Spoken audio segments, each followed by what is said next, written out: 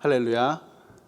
오늘도 우리를 너무나도 잘 아시고 또 자세히 아시는 하나님의 은혜와 사랑이 우리의 삶 가운데 가득하기를 소원합니다. 우리는 지난 3개월, 지난 4개월에 걸쳐서 우리 출애굽기를 계속해서 묵상했습니다. 이제 출애굽기를 마무리하면서 하나님께서 당신의 백성을 건져주시고 크고 작은 율법을 주시고 이제는 그 막바지에 와 있음을 보게 되죠. 모세가 이 모든 것들을 아주 자세하게 받았습니다. 그리고 하나님의 명령대로 다 수행을 했습니다. 근데 그 중에서 하이라이트라고 할 수 있는 것은 바로 성막이죠. 이 성막에 대한 구체적인 설계도가 모세를 통해서 주어졌고 이제 그 성막은 완성되었습니다. 참 감격스러운 순간이죠. 성막이 완성되면서 생각해 보게 되는 것은 하나님도 얼마나 기뻐하셨을까라고 하는 거죠. 여러분, 우리도 사랑하는 사람을 만날 때 특히 젊은 사람들이 서로 호감 가는 이성이 끌릴 때 서로 가슴이 뛰게 되죠. 아주 기뻐하게 됩니다. 이렇게 서로의 마음을 확인하고 난 후부터는 이들은 시간만 나면은 붙어 있으려고 하죠. 아마 여러분들도 다 이런 경험들을 했을 것이죠. 없는 시간도 일부러 만들어서 만나게 되죠. 참 옆에서 들어보면 별 얘기 같지도 않은데 둘 사이에서는 너무 재밌는 겁니다. 자기들끼리 너무 즐거운 시간을 갖기도 하죠. 시간 가는 줄 모르죠. 아마 하나님께서 이스라엘 백성과 함께 있을 때 이런 마음이지 않았을까요? 사랑하는 연인들이 함께 있을 때 시간 가는 것을 모르는 것처럼 너무나도 그 마음이 기쁘고 즐거운 것처럼 하나님이 당신의 사랑하는 사람과 함께 있는 그 시간은 그 무엇과도 바꿀 수 없는 귀한 시간이죠. 성막을 세우는 이유는 하나님께서 자기의 백성, 다시 말하면 사랑하는 백성 가운데 함께 하시기 위해서입니다. 하나님이 함께 하시기 위해서, 사랑하는 사람과 함께 하시기 위해서 성막을 세우셨죠. 앞에서 보았던 출애굽기 25장 8절로 9절은 이렇게 말하죠. 내가 그들 중에 거할 처소를 그들이 나를 위하여 짓되 무릇 내가 내게 보이는 모양대로 장막을 짓고 기구들도 그 모양을 따라 지을지니라. 하나님이 함께하기 원하셨어요. 사랑하는 사람과 함께하기 원하셨어요. 사랑하셨기 때문이죠. 그리고 그 함께 하시는 그 시간들을 너무 기뻐하셨어요. 마치 사랑하는 사람이 함께 있을 때 시간 가는 것을 모르는 것처럼 하나님도 그렇게 하셨죠. 그런데 여기서 우리가 한 가지 주의해야 되는 것은 사랑하는 사람일수록, 좋아하는 사람일수록 더욱더 존중함을 가져야 된다는 거예요. 존중함을 가져야 된다. 사랑한다고, 친하다고, 너무 잘한다고 할 때 우리가 서로가 서로 간에 꼭 지켜야 하는 부분이 있습니다. 왜 허물이 없다라고 하는 그런 말 여러분 들어보셨잖아요. 이 허물이 없다라고 하는 이 의미는 서로가 너무나도 친하기 때문에 격식을 차리지 않고 조심할 것이 없다라고 하는 그런 뜻이기도 한데, 그런데 이 허물이 너무나도 없기 때문에 친한 친구 사이에 금이 가기도 합니다. 남녀 사이에는 더더욱 존중함이 있어야 되겠죠. 사랑장이라고 하는 이 고린도전서 13장에는 사랑의 정의를 이렇게 말하죠. 고린도전서 13장 5절에는 사랑은 무례히 행하지 아니하며 자기의 유익을 구하지 아니하며 성내지 아니하며 악한 것을 생각지 아니하며라고 말합니다. 여기서 무례하게 행하지 아니한다라고 하는 것은 서로가 사랑하는 사람일수록 정말 존중해 주어야 된다는 거예요. 무례히 행하지 않는다는 거죠. 함부로 말하지 않고 서로 잘 인정해 줘야 되죠. 왜 우리는 조금만 잘 알면은 그러잖아요. 그 사람들을 무시하게 되죠. 알고 보니까 그게 그거네. 이렇게 서로 생각하기도 하죠. 깔보는 경향들도 있기도 하죠. 근데 여러분, 사랑하는 사람일수록 더 존중해 주어야 됩니다. 하나님께서 우리를 이렇게 대하시죠. 하나님께서 우리를 이렇게 사랑으로 대하시죠. 그래서 하나님과 우리 사이에 허물이 없기를 바라시지만 그렇다고 해서 하나님이 우리를 무례하게 대하시지 않으시죠. 서로 사랑하는 만나는 사람을 만나기 위해서 가장 좋은 옷을 입고 가장 예쁘게 보이고 멋지게 보이고 그래서 서로 만나는 것처럼 하나님도 그렇게 하기 원하시죠. 상대방을 존중하기 때문에 그렇습니다.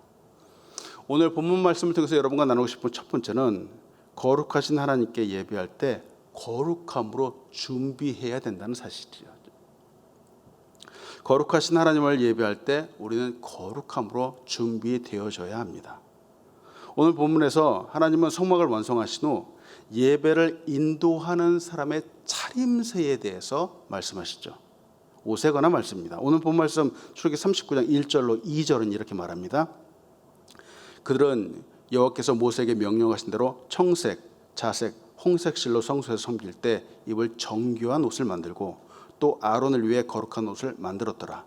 그는 또 금실과 청색, 자색, 홍색 실과 가늘게 꼰 배실로 에봇을 만들었을 때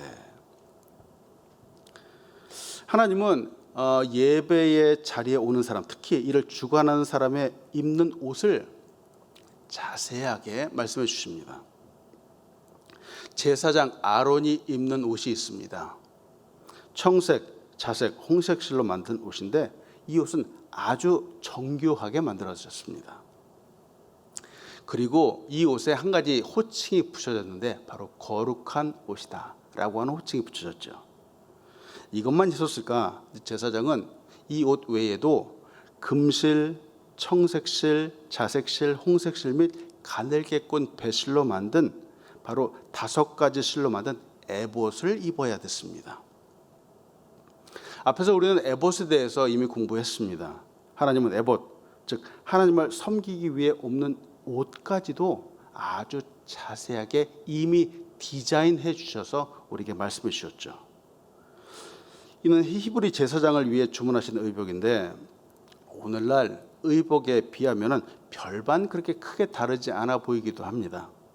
여기에 근데 하나님의 놀라운 뜻과 의미가 담겨져 있죠. 제사장은 특히 하나님의 뜻을 묻고자 할 때 그리고 하나님을 만나고자 할 때 바로 이 거룩한 옷을 입어야 됐습니다. 바로 이 옷을 에봇을 입어야 됐죠. 그리고 우림과 둠빔으로 판결을 구했죠. 우림과 둠빔은 빛이란 뜻이고 완전하다는 뜻이죠.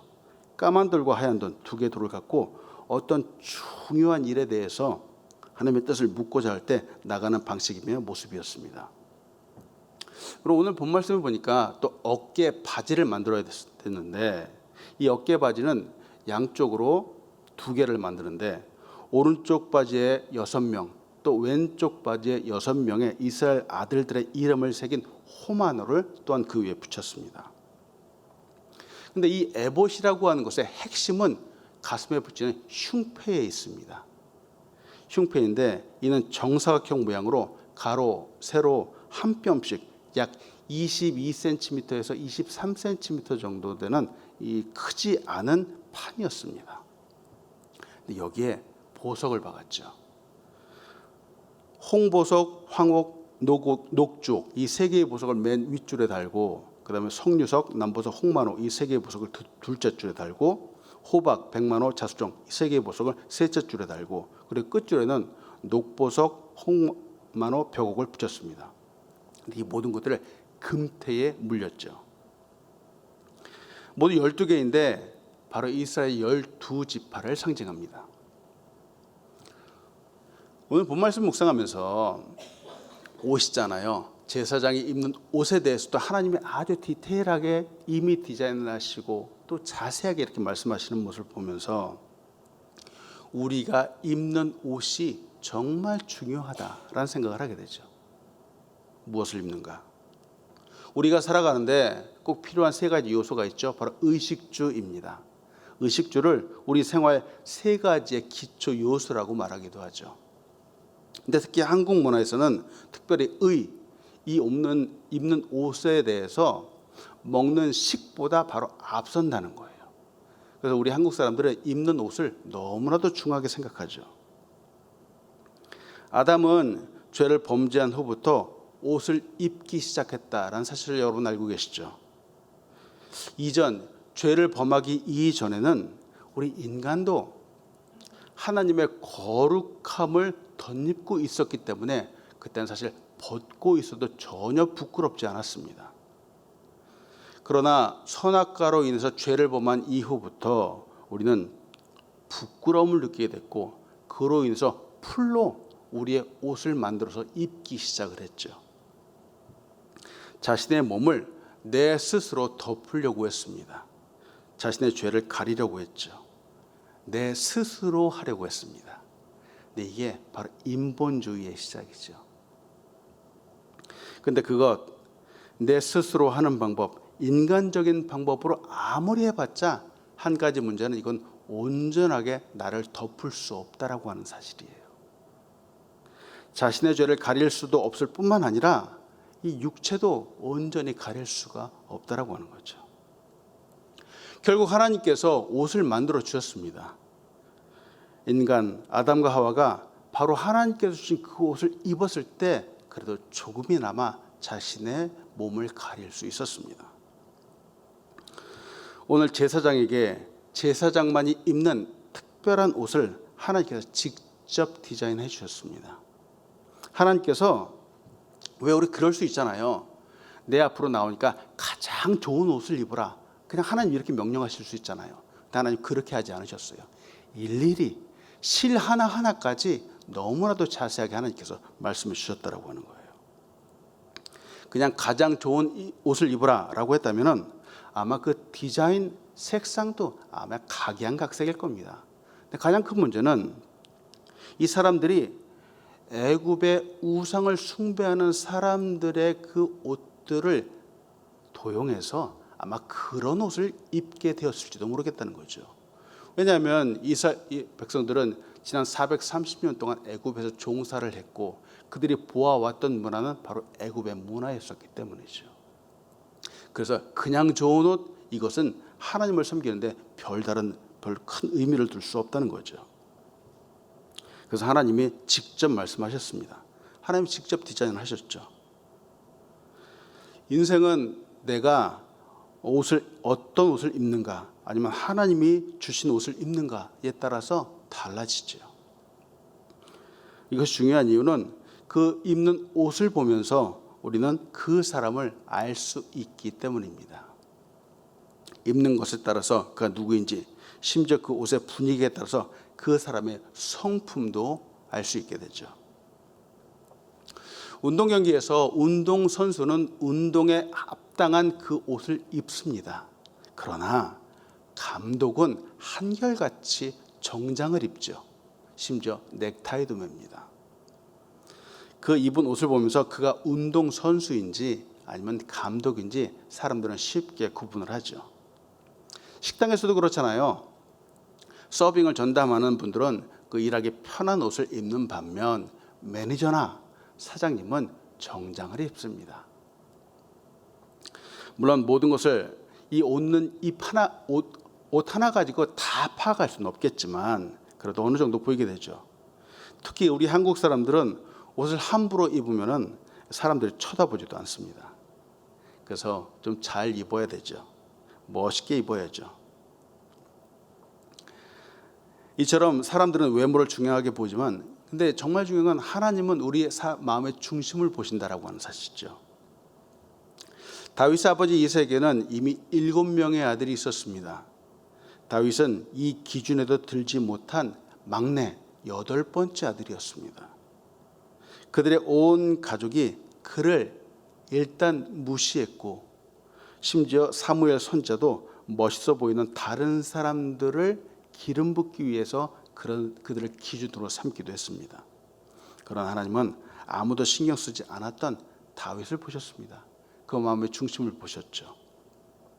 사무엘상 16장 7절은 이렇게 말하죠. 여호와께서 사무엘에게 이르시되 그의 용모와 키를 보지 말라. 내가 이미 그를 버렸노라. 내가 보는 것은 사람과 같지 아니하니 사람은 외모를 보거니와 나 여호와는 중심을 보느니라 하시더라. 하나님께서 지금도 우리의 마음의 중심을 보시죠. 제사장이 하나님 앞에 나아갈 때 아무 옷이나 입고 나아가지 않았습니다. 자기가 볼 때 가장 좋은 옷이나 깨끗한 옷을 입고 가지 않았습니다. 하나님께서 정해주신 바로 그 옷, 제사장의 옷을 입었습니다. 거룩하신 하나님께 나아갈 때 거룩한 옷을 입고 거룩하게 나아가야 되죠. 그렇다면 이처럼 거룩하게 나아간다는 것은 어떻게 나아가는 것일까?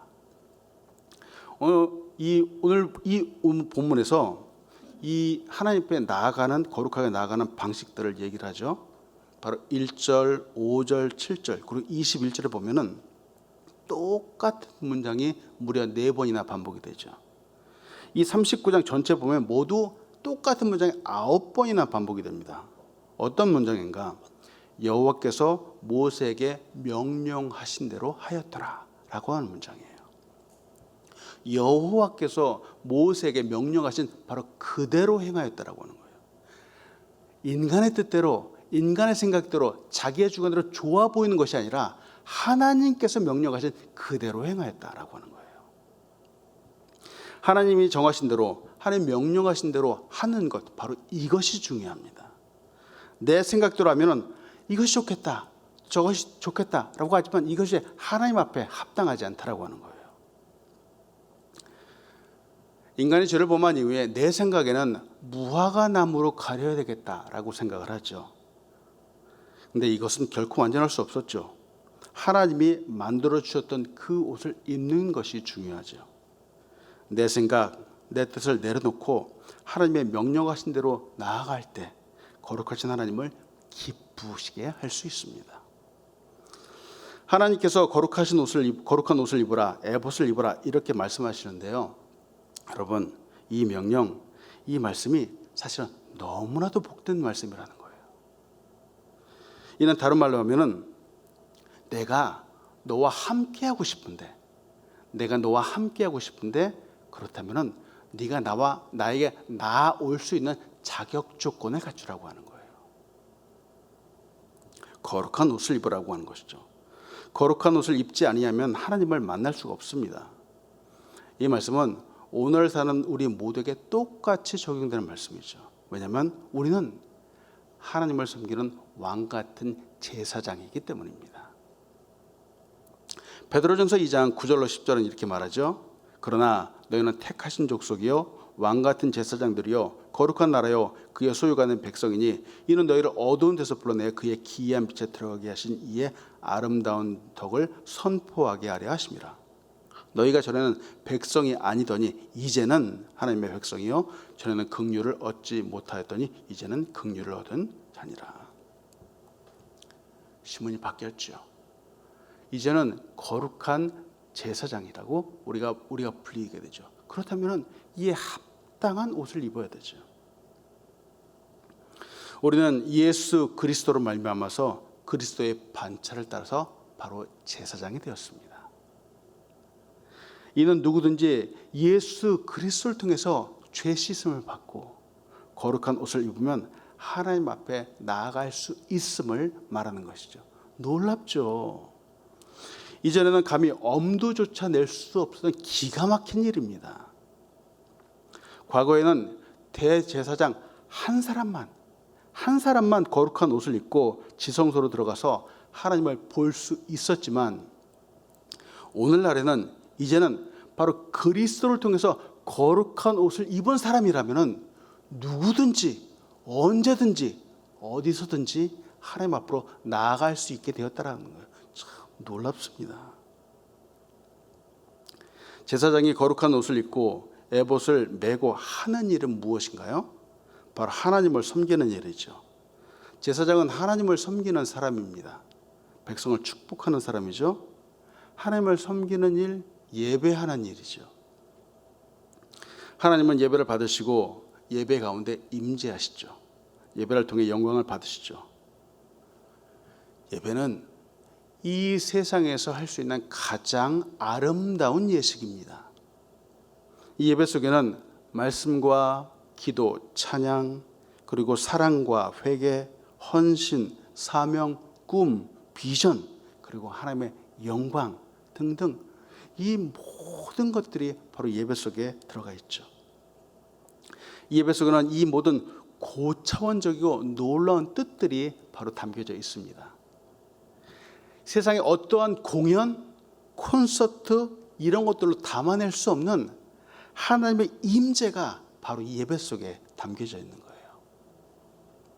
이렇게 아름다운 예배를 드리는데 예배하는 사람이 거룩하게 입어야 되고 아름답게 입어야 되는 것은 당연하겠죠.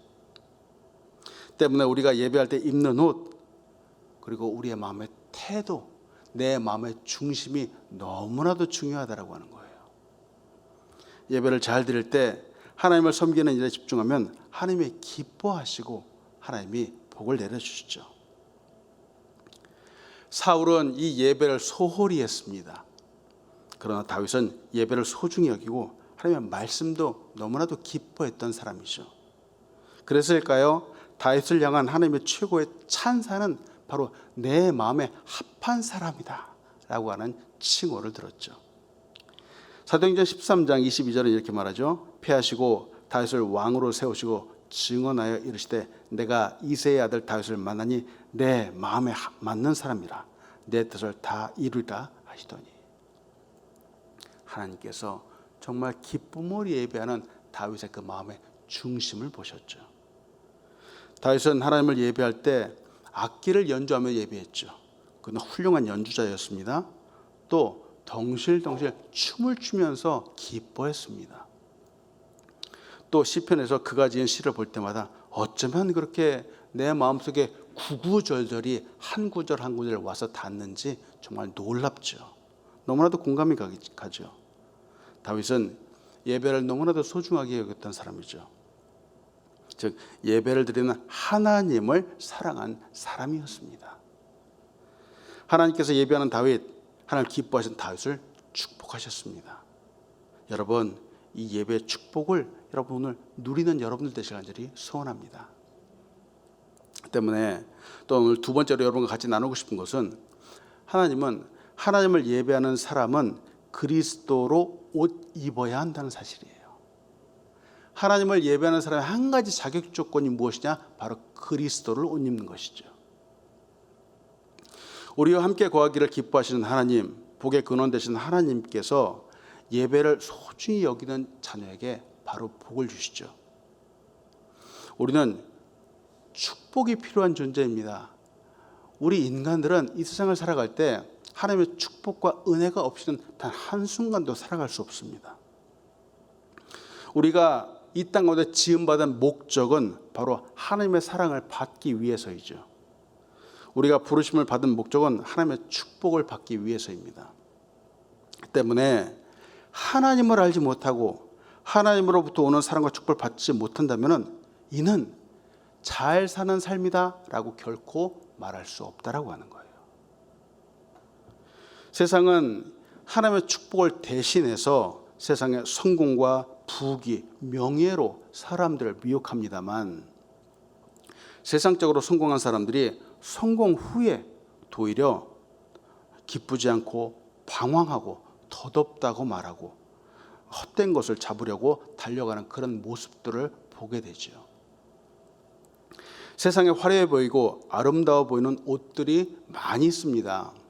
깜짝깜짝 놀랐는데요, 이 가격표를 보면은 눈이 휘둥그레지기도 합니다. 한국 돈으로 수천만 원, 심지어 수억 원을 하는 그런 옷들도 있습니다. 눈으로 볼 땐 너무 멋있어 보이는데 놀라운 것은 이런 옷을 다 입고 나서 하나님 앞으로 나아갈 수 있으면 좋겠는데 결코 그럴 수 없다라고 하는 거예요. 세상적인 옷들이. 참 안타깝죠.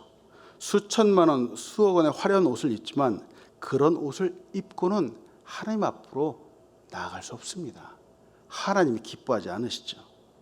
세상에서는 부러움의 대상이 되겠지만 하나님과는 전혀 상관이 없습니다.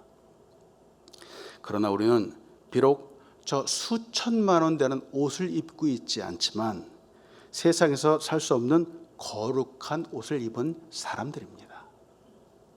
예수 그리스도를 옷 입은 사람들이죠. 거룩함을 입은 사람들이죠. 왕 같은 제사장인 우리는 오늘 보면 출애굽기에 아론보다 사실은 좋은 옷을 입은 사람들입니다. 아론이 가졌던 권세보다 더 놀라운 권세를 가졌습니다. 내일도 보겠지만 이 제사장의 옷이 완성된 후의 모습을 봅니다. 앞에서 설교하신 그 목사님들이 이 제사장들의 옷들을 그림을 보여주면서 아마 여러분들 설명을 하셨을 거예요. 성막도 그렇고 제사장의 옷도 완성되고 만들어 놓은 모습을 보면 솔직히 이런 생각이 들기도 했습니다. 하나님께서 이렇게 직접 말씀하셔서 성막을 세웠는데, 하나님이 임재하는 곳이라고 해서 이렇게 딱 세웠는데 이상하게 그 모습을 보니까 그렇게 화려하지 않다라고 하는 거예요.